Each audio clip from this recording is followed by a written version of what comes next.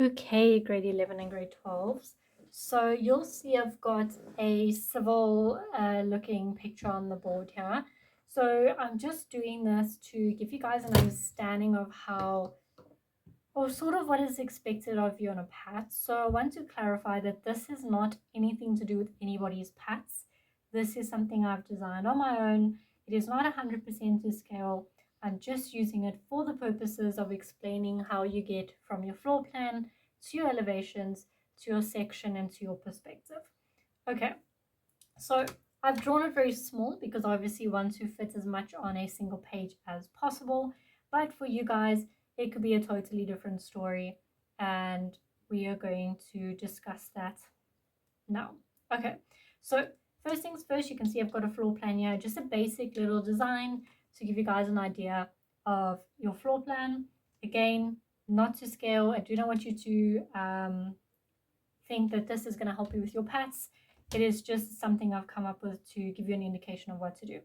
All right, so you'll see that the roof lines I've drawn solid in light construction line. You guys actually need to have dashed lines. The reason I have not done that is because I don't think it picks up on camera too well.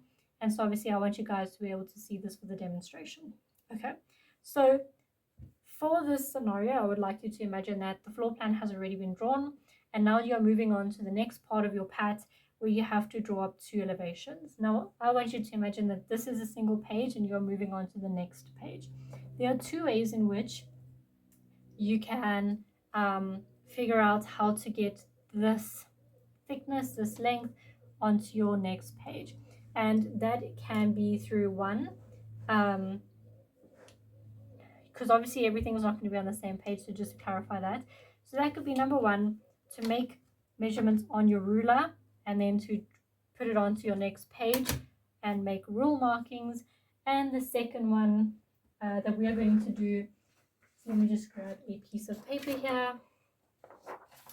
Okay, so I just want to fold this in half just to give you guys a little bit of an indication as what to do to make it easier for you. But what you can do is you can grab all of the measurements you need for your paper. So you could say, okay, there's a measurement, there's a measurement. Obviously, clip your paper in so that you get accurate measurements, but you can see that you can make little markings on your paper to show your measurements. So here are my roof lines that you can see I've made a mark on. Then I've got my wall lines like this over here. And then if we had to go down a little bit, keeping everything in line, I can then make measurements to show that I've got these lines here as well, okay, for my building. So that's one method, because then you can just put it onto your next piece of paper and you can just make little marks with your pencil. Obviously, you will be using your ruler to make sure everything's in line. If you would prefer to use your ruler and measure things and then transfer it onto the next piece of paper, that is obviously the best way, but I'm just showing you another way if you find that a bit too difficult to do. Okay, so now we've got your front elevation on your next page, and you obviously want to draw it in. So one thing you need to understand with your elevation is that it is not going to be the same as your floor plan. Okay, you obviously will have the same measurements, but other things will change. Like you'll still need your door thicknesses, your window thicknesses, and so on and so on, which again you can just grab through measurements. So if you were looking at your wall, so you've got your wall here, you can see there's a distance of 2 for me. So I would pull up my wall, which is over here. You can see that my paper is not in line with where I need it to be in my house, but that's okay because the measurements are the same. It's just because you're doing it on a different piece of paper, they don't have to line up. But because mine is on the same piece of paper, I'm going to make my line up. Okay, so say we've got our wall line here, so I'm just going to draw up our wall line. You obviously don't need the thickness of your wall, and then I will draw a line of 2, which you'll see over there, and then once I've got that line of 2 that I've measured, you'll go back to your floor plan, you will measure, okay, great, I've got a length of 8, and then you'll have your length of 8 over here, and you will obviously bring it up, and that's sort of how you're going to get the lines for your elevations. Okay, So I'm just going to quickly bring up the rest of my lines because I think you get the gist of it. I hope you do at least. And then we will go on to the next part of what is sort of expected when you're drawing up your elevation. Okay, so I have got my lines up. Now I'm going to grab the height of my building. So, okay, there's the height of my building before I make the roof line. So that's where my roof starts. Okay, then I'm going to grab the length of my roof lines. Once again, this is something you should do while measuring. And this is just to give you an indication of what is required of you. So another thing I would just like to say is that I am not putting in the features that your pat requires you to put in, such as your fixed features, your permanent fixtures, your electrical fittings and so on and so forth. That is something you guys do have to put in, as well as your window and door frames and etc, etc. I'm just drawing this up very quickly to give you a brief idea of what is required. Okay, all right, so now we are going to bring up these roof lines. So obviously you will have a certain height for your roof. So my height is going to be there, and I'm just going to bring up the height for the roof. And the reason why I'm doing that is so again I can use my measurements. So now I'll be taking these measurements. There's one measurement, there's another measurement, there's another measurement somewhere there. I've got a measurement over here. Okay, all right, so now I'm going to just connect it anyway so that you guys get an idea of what it should sort of start to resemble once you've connected all of your lines and those sorts of things. Okay, that will then connect at this point here. It's a very low roof, as you can see. I'm going to just bring that line across, and there we go. Okay.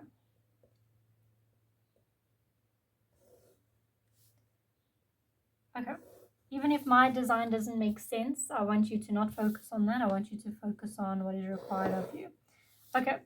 And then you guys will obviously have your extra things like your gutters and stuff like that, which I'm not going to draw in. I'm just going to draw a square so that we get just a little bit of an indication where our gutters might be. So you obviously have your gutters that you need to put in there.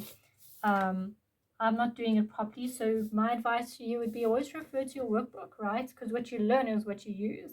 So if you want to see how you do your gutters and things properly, do that. You might even have a rainwater downpipe somewhere, so for intents and purposes I might just put mine over here. Okay, once again, do not freehand. I'm just giving you an idea of how to get from A to B. Okay, then we can put our walls in, and this will be our natural ground level. I think we only label it ground level, so ground level, and then we will have our walls. Okay, so you can see we've started to get the formation of our house. Okay, and then we've got the ground level, as we said over here. Do not freehand, and then we've got our door. Once again, you need to put your door frames in. So I'm just going to thumb suck what my stuff will end up looking like. You guys obviously need to do everything properly. Okay. And then let's do windows, because windows can be similar. So maybe your window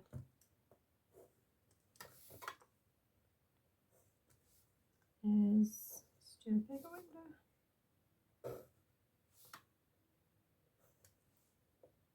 Maybe you've got a really big window, I don't know. Okay, so as you can see, as I mentioned earlier, my design is not to scale. It's really just to give you an indication of what might be required of you. Okay, so this is an idea.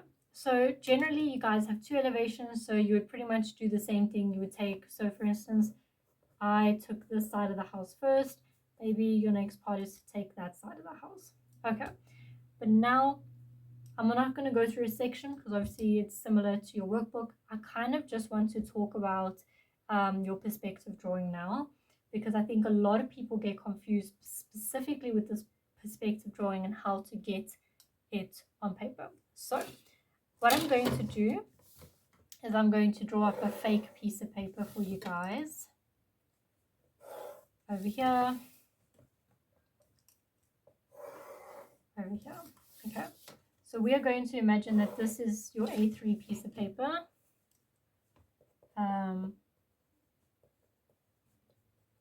There you go. I'm an A3. So now you guys go, okay, cool. Got an A3 paper.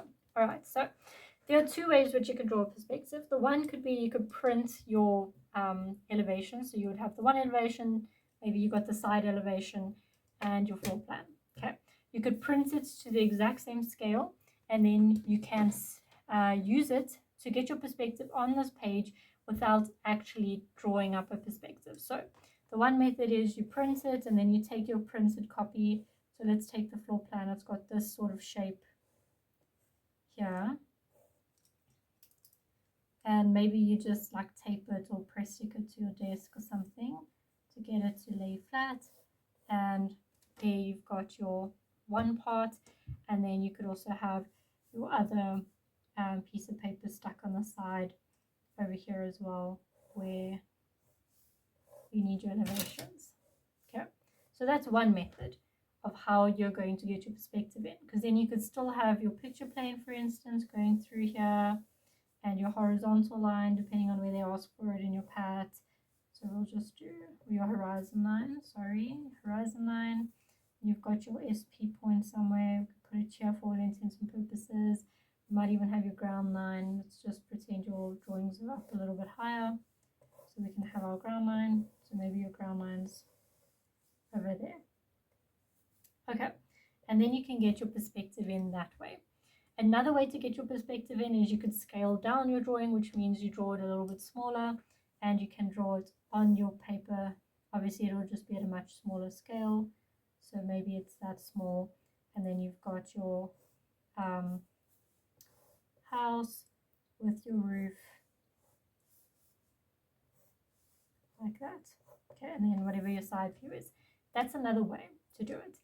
However, one thing I do want to mention to you guys, first of all, that needs to have an overhang, is that when you guys are drawing your perspective, you are not going to be drawing things like your rainwater downpipes or your gutters or your door frames.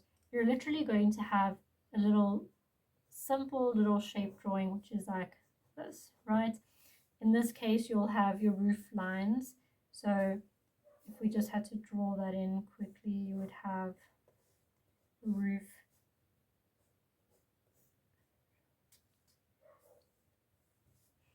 However, it's drawn here. You can obviously see mine's not 100%, but just as long as you guys get that idea, there's your roof, okay?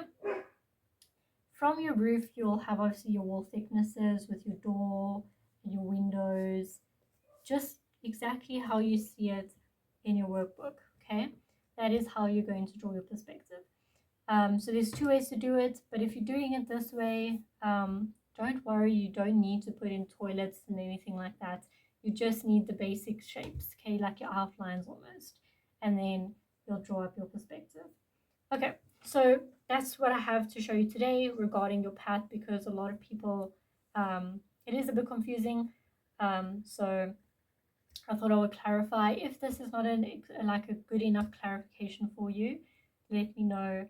I will try my best to make another for you guys, but I think that this should be should answer a couple of your questions. So yeah, thank you for watching and good luck with your pat, guys.